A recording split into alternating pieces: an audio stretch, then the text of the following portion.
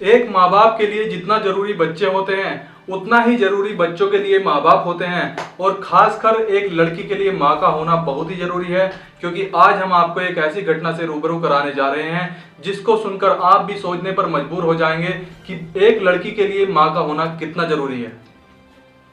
नमस्कार, आप देख रहे हैं डीपीपी न्यूज। डीपीपी न्यूज से मैं हूं आपके साथ आपका अपना साथी शिकुल कुमार। तो आज हम आपको एक पीलीभीत की एक ऐसी घटना से रूबरू कराने जा रहे हैं जिसमें 3 सदस्यों का परिवार होता है, जिसमें पिता, माँ और एक 2 साल की बच्ची होती है।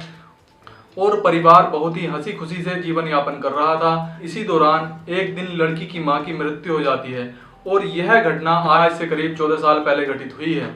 वहीं उसके बाद दोनों पिता और पुत्री अकेले रह जाते हैं, लेकिन कैसे न कैसे करके अपना जीवन यापन कर रहे होते हैं।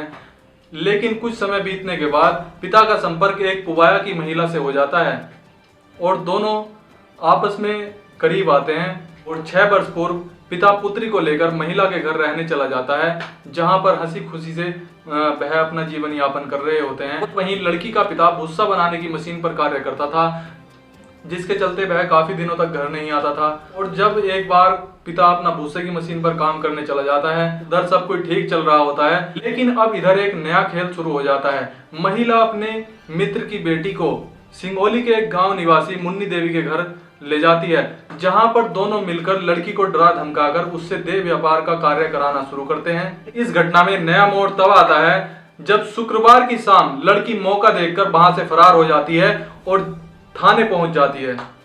अब थाने जाकर वहां पर सारी बात वो बताती है कि मेरे साथ ऐसे हुआ है, इसने ऐसे किया है, इस महिला ने जो मेरे पिता की मित्र थी। लड़की सारी बात बताती है और बोलती है कि इस महिला ने जो मेरे पिता की मित्र थी, ये मुझसे गलत काम करा रही है और पिछले 1 साल से गलत काम करा रही है, इसने मेरे साथ गलत काम कराया है। जिसके बाद पुलिस किशोरी की शिकायत सुन दबिश देकर कुछ लोगों को तो पकड़ लेती है और नामजद रिपोर्ट भी दर्ज कर लेती है और किशोरी को मेडिकल परीक्षण के लिए भेज देती है।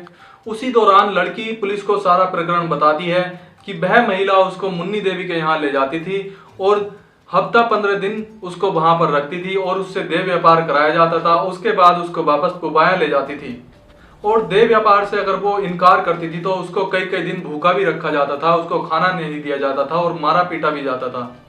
अब ऐसे में लड़की करती भी तो क्या करती, क्योंकि उसके पिता को कुछ भी मालूम नहीं था कि उसकी लड़की के साथ ऐसा हो रहा है। उसके पिता की जो महिला मित्र थी, उसके पिता की जो प्रेमिका थी, वह उसकी लड़की से इतना घिनौना कार्य करा रही थी। उसके पिता को नहीं मालूम था, क्योंकि वह काफी समय बाद घर लौटता था। वहीं इस मामले में बीएस वीर कुमार सीओ पुबाया का कहना है कि किशोरी की तहरीर के आधार पर मुकदमा दर्ज कर लिया गया है और किशोरी का मेडिकल परीक्षण कराया गया है। उसी के आधार पर आरोपियों को गिरफ्तार किया जाएगा और इसमें जितने भी आरोपी संलिप्त होंगे, जितने भी आरोपियों का हाथ होगा, उनको सख्त से सख्त कार्रवाई उनके खिलाफ की जाएगी और किसी भी दोषी को बख्शा नहीं जाएगा।